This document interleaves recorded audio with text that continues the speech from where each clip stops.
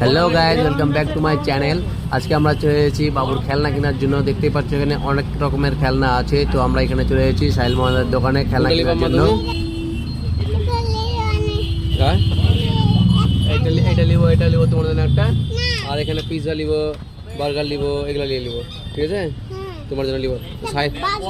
সাহিলকে জিজ্ঞেস করো যে